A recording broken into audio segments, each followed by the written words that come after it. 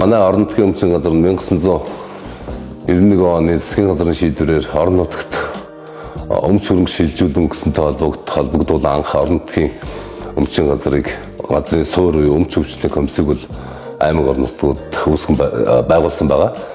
Энэ хүрээнд 2007 онд аймаг иргэдийн төлөөлөгчдийн хурлын 128 дугаар тогтоолоор засаг даргын дэргэд орон нутгийн өмчийн алба гэж нэр байгуулагдсан.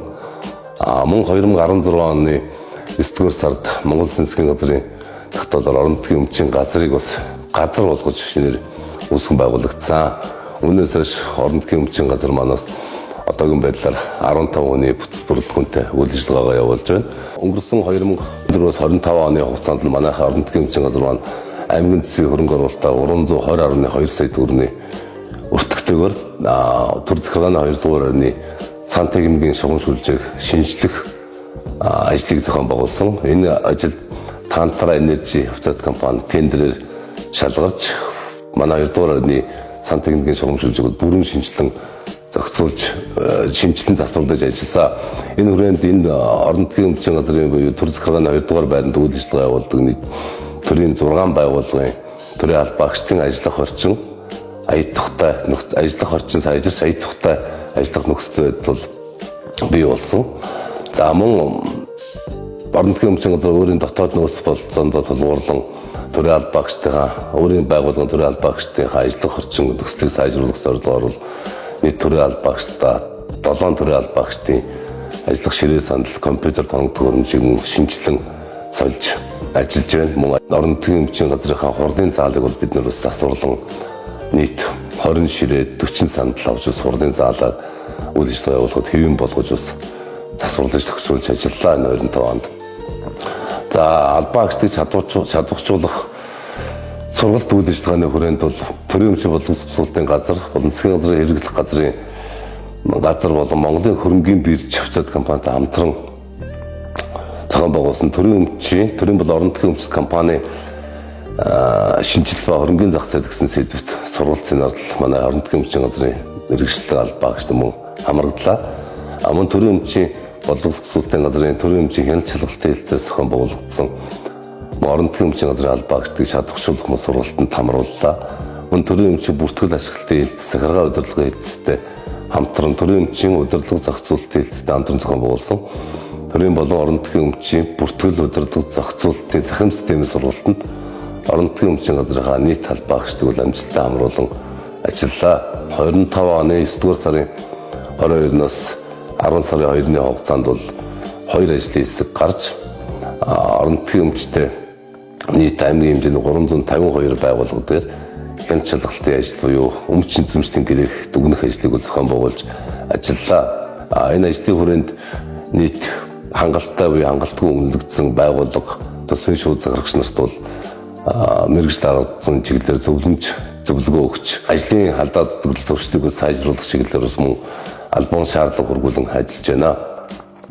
За орон нутгийн өмчийн 2024 оны жилийн эцсийн нэгдсэн тооллого дөнгөрөл Төв аймгийн хэмжээнд 24 оны орон нутгийн өмчийн эд хөрөнгийн дүн бол газар эзэмших эрх маань 34.7 тэрбум төгрөгийн эрх тоологдсон байна.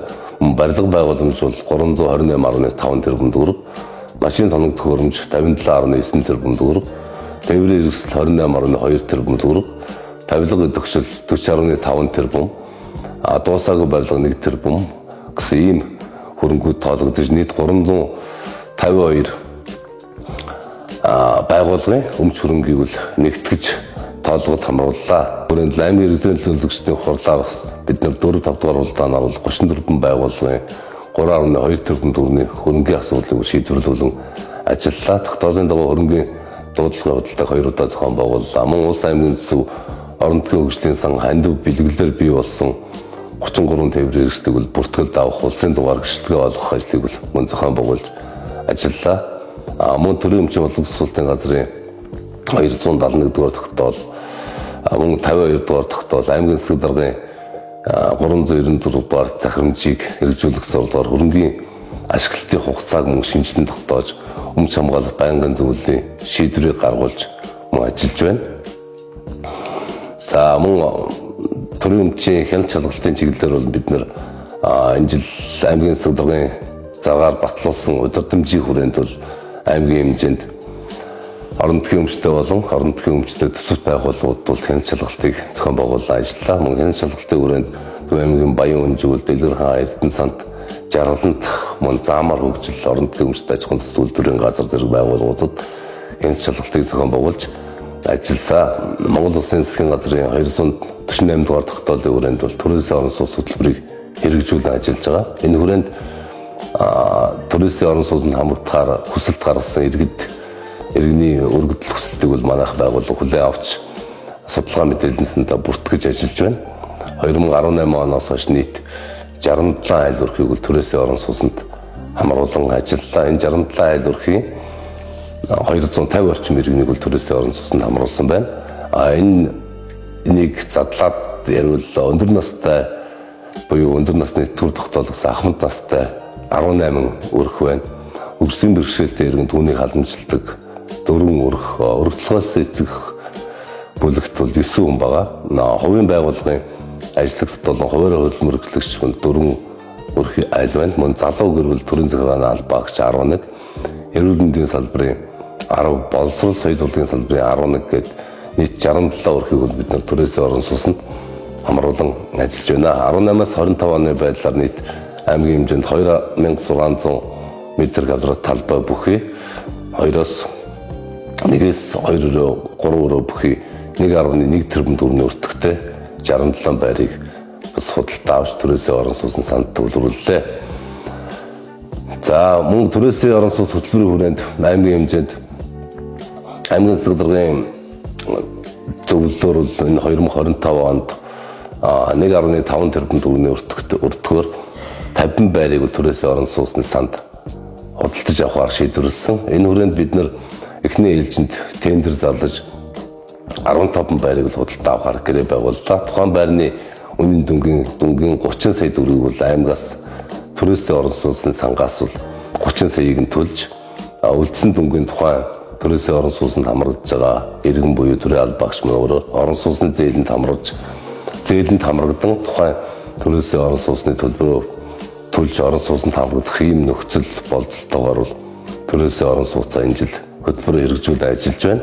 Одоогийн байдлаар 15 байрыг бид нэр захиалагч барилгын компанитай гэрээ байгуулан 15 байр төрөөсийн орон сууцнд төлөө авахар гэрээ байгуулан ажиллаж байна. Мөн үлдсэн 35 байрыг бас дахин тендер зарлаж худалдаа авахар тендер зарлаж үйл ажиллагаагаа явуулж байна. Энэ чиглэлээр бас боловсролын байгууллагын багш, сургагч хамт олныг бас үйл ажиллагааг нь дэмжих, урамшуулах шин журам батлагдсан. Энэ журам хүрээнд тухайн байгууллагада 5-аас дээш жил доктор сурчлага өргөдөлтөд ажилласан 3 жил дараалан гүйцэтгэлийн үнэлгээгээр заасан хичээлийн сургалтын чанараараа тэргүүлсэн 4 багшийг бол аймгаас 30 сая төгрөгийн төрөөсийн орон сууцны урьдчилгаа төлбөрөөр мөн урамшуулсан байгаа. Мөн төр засгаас хөдөлмөр бүтээлээ үнэлүүлсэн хөдөлмөрийн бааtruуд Монгол улсын баатар мөн 3 хүнд ус аймгийн засаг дарга төрөөсийн орон сууцны сан буюу нийтийн орон сууцныхаа сангаасаа хөнгөлөлттэй буюу хямдралтай үнээр орон сууцнд хамруулах ахмад насныхаа хөтөлбөрөнд орон сууцнд хамруулах дэмжлэг үзүүлж шийдвэр гаргаж ажиллалаа. За орон нутгийн өмчийн газар маань энэ жил бас 2025 онд хийж байгаа бас нэлээд гол том зорилттой ажил маань тэрийн бол орон нутгийн өмчийн цахим програмын шилжилтийн ажил байгаа. Цахим програмын шилжилтийн ажилд бид нэр шилжихийн тулд өнгөрсөн 2025 оны 2 сараас бол үе шаттай сургалтуудаа зохион байгуулж ажилласан.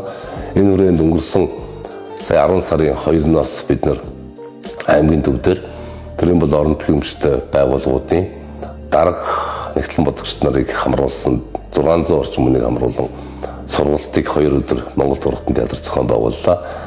Энэ сургалтын хүрээнд бол бид нар 2025 оны 10 сарын 31-нд энэ төрийн өмчийн бүртгэл мэдээллийн сахим систем бол иргэд олон нийтэд нээлттэйгээр нэвтэрж үйл ажиллагаагаа эхлүүлэх юм аа. За тэгээд энэ хүрээнд 2026 онд бол Монгол улсын хэмжээнд төрийн болон орон нутгийн өмчийн улсын үзлэг тооллогын ажил зохион байгуулагдаж явна. Энэ үзлэг тооллогыг энэ цахим системийн програмыг ашиглан зохион байгуулж явагдах учраас манай байгууллагын зүгээс болон төсөв байгууллагын дарга нэгтлэн бодлогч нарын зүгээс бацхан системийн програмд шилжих ажил дээр нэлээд онцгойлон ач холбогдол өгч ажиллаж байна.